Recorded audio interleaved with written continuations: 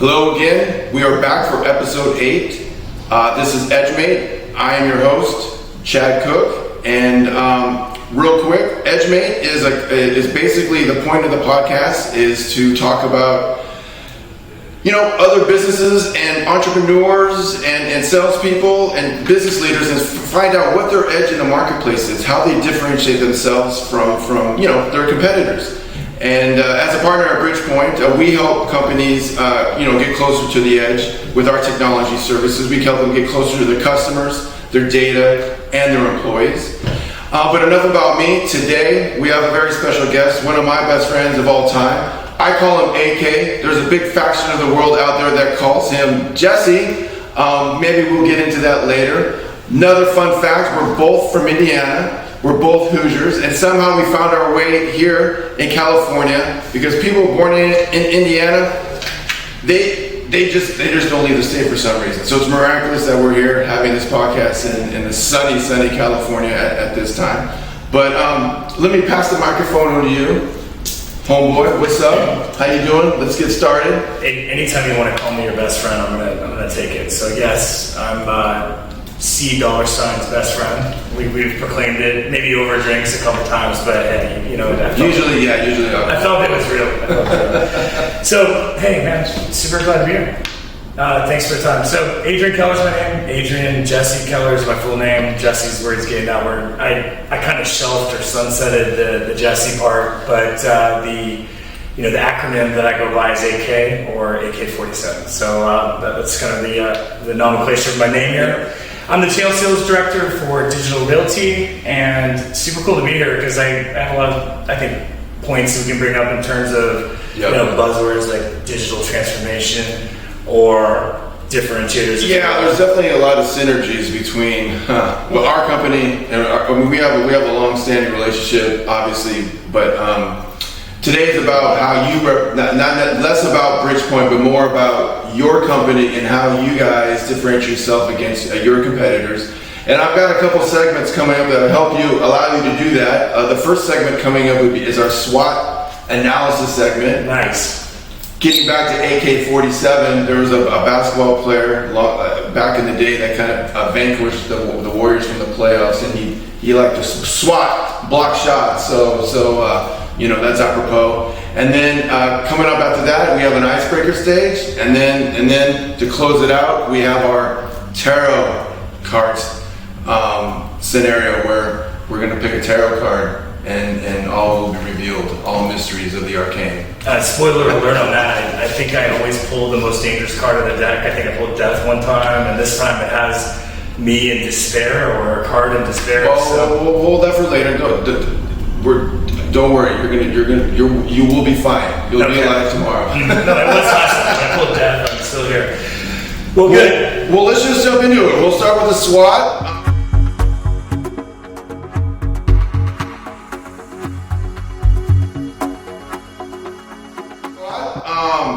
The S stands for strength. So what's the strength of Digital Realty in the marketplace?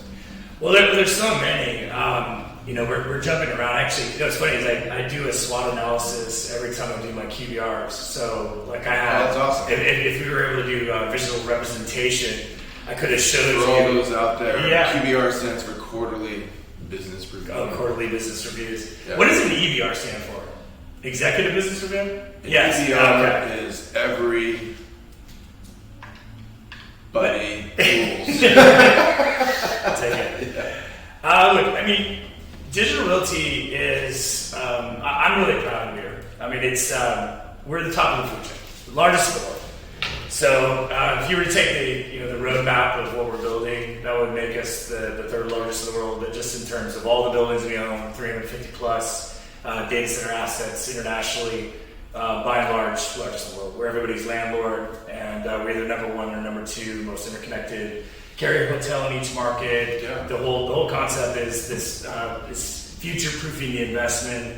It's about being able to start with something small, expand to something large. So we do the full gamut of small to large.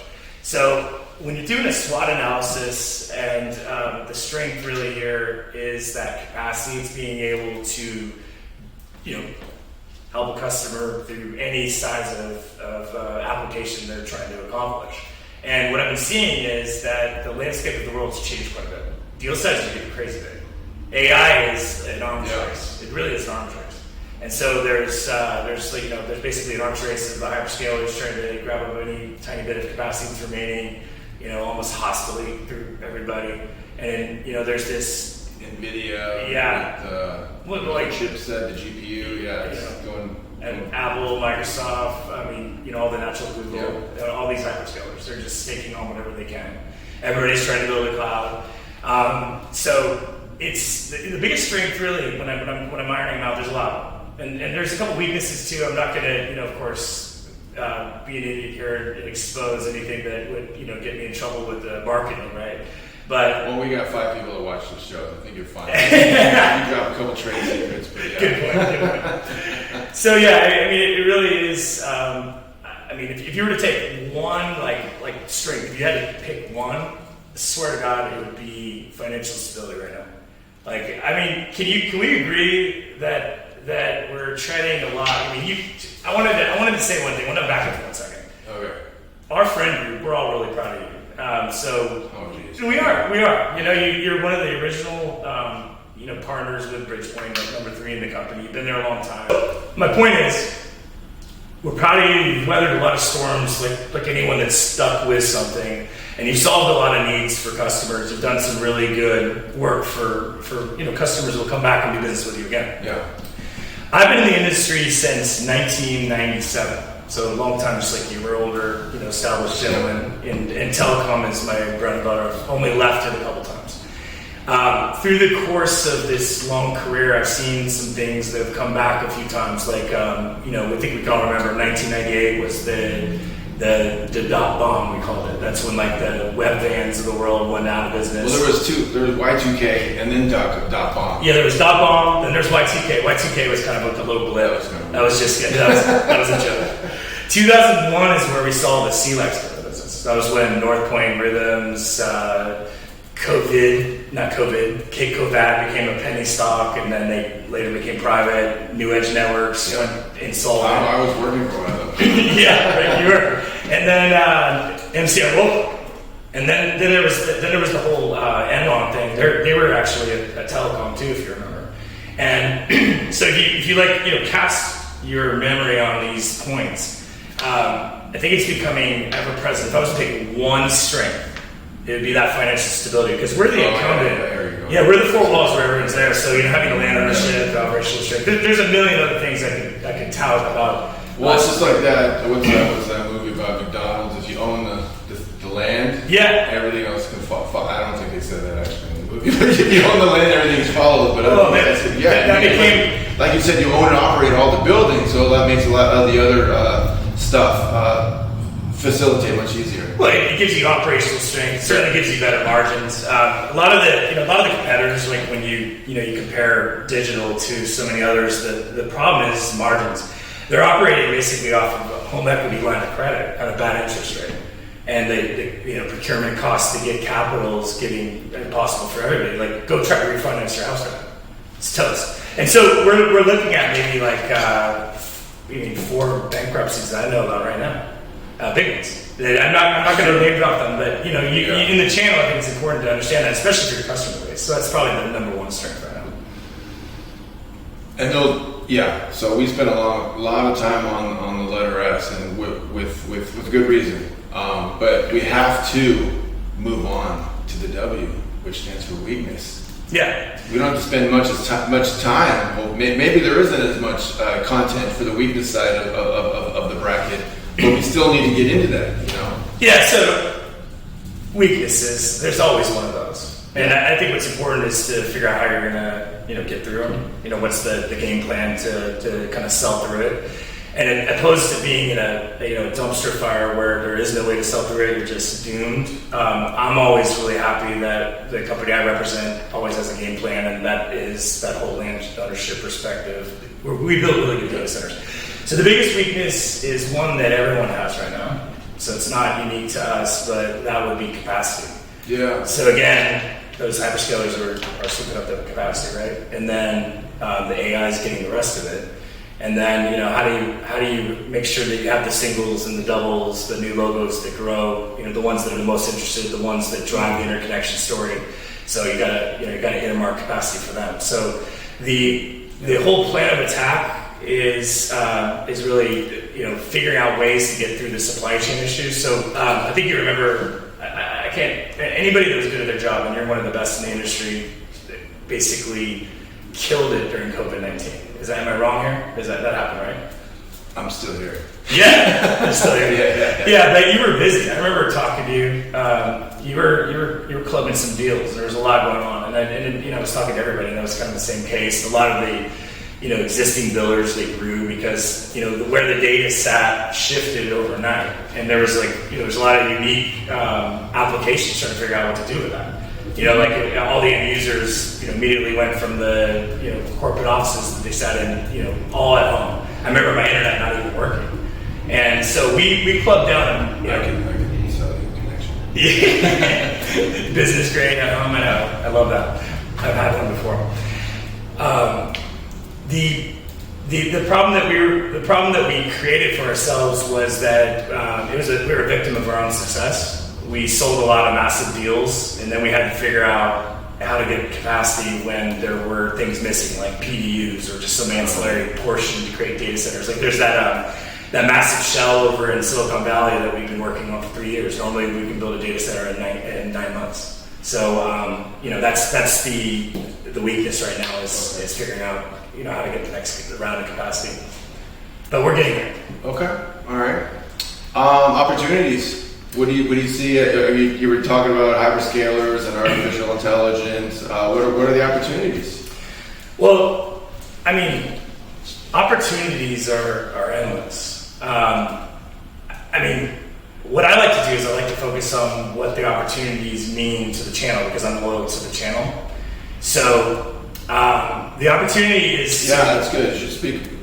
You might want to speak a little bit about that particular role because there's a lot of different functions at a data center. Most people might have thought you were in sales or whatever, but you're part of the channel, and of which I am as well. We rely upon him to getting us from A to B, A to Z in a lot of certain circumstances and navigating a deal.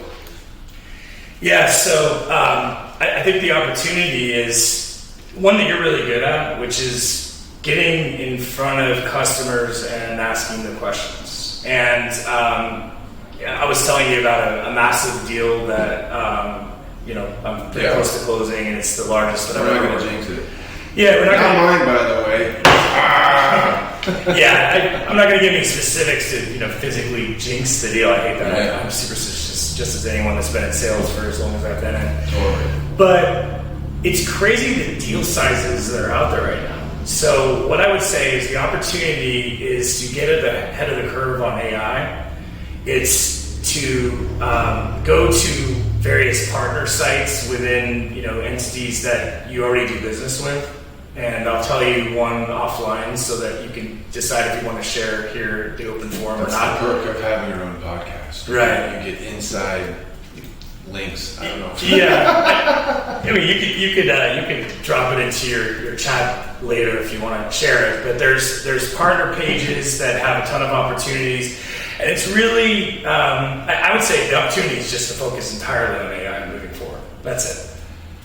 You might be right about that. Yeah. I'm seeing a lot of AI opportunity as well, and you heard it in the news, and then basically the whole premise of this podcast it was written by ChatGPT. So At least we're going off a prompter right now. There's no improv or off the cusp at all here. We could have made deep fakes of ourselves. That would have been even better. Yeah. Okay. One last thing. Oh yeah.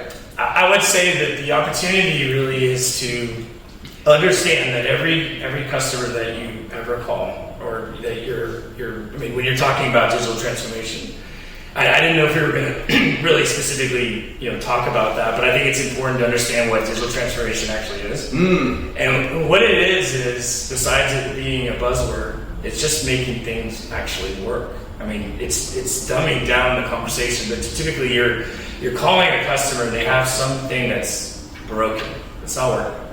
And in every single case, it's it's really only a couple things. And all of it can be lumped into one understanding of a concept called data gravity. And I've heard this before. This is a good one. yeah, so what data gravity is a absolute truth. It can be argued by the real technical minds of the world. I think Pereira's bought in on it, so we could check our work there. But the idea is that data gravity is just as gravity exists in the physical world. There's a formula behind it, and the formula is data mass times data activity times bandwidth divided by latency squared. So it's dA times dm times bw divided by L squared. And if you plug in those things, like if you actually got somebody that's on the solution architect side, or Bridgepointe has an amazing group of minds in this regard, and the best in the business. So that's the idea: is you go out there and you get a customer to participate, and they start telling you things. Like they would tell you, we have some storage array. It's sitting over here. It's a production environment. It's either running hot or cold. How often and how big is it? Is it running hot or cold? And how much bandwidth do you have plugged into it? And you can either figure out, really basically, it's either the bandwidth or it's that distance to the eyeballs that are accessing it. And the idea here is that the opportunity is to get customers to participate and figure out what those pain points are, and then you actually solve for them. Got it. So, and that's what you do every day. You've had so many of those instances, and every single time I think it was that same use case. I'm up to my eyeballs in gravity. All right, and then the last letter of the acronym is T. What would be some of your threats? Well, the biggest threat is the world as it is today. We know that there's problems in the world, right? There's a conflict in Ukraine, global warming. That jacks up the power pricing. Right. Especially in Europe, it's very, it's not very nice right now. We're just having a good old party now that we're out of COVID-19. So like we're all singing our kumbayas, and now we're dealing with new things. But the world's always had problems, and so the threats are the same. Some things remain the same, some things change, and they come back again. It's a revolving door, if you will. But the idea is to understand these things and to be strategic. That old word, strategicalnessly, or strategery. Yeah, strategery. A little strategery. So, I guess the idea would be to understand them, read up on them. I have a lot of resources I can provide. Shameless plug here, but why not? Would be to take a look at the Data Gravity Index. It's the it goes into everything, and I have some cheeky tools too. I can show you a visualizer. I can show you data gravity again. Put a link. We can do it later. But you want to drop a link? I can drop a link. I I got insane technology on this podcast. We can put a link. Right. Well, being that anything is possible in virtual world, I want to have that link. Sounds good. Okay. Yeah. So hey, the threats are there, but the idea is going back to the SWOT analysis. The way you get through those things is you just be strategic. You don't retread the old MPLS networks. You think progressively. I mean, who sells MPLS anymore? So work through them, right?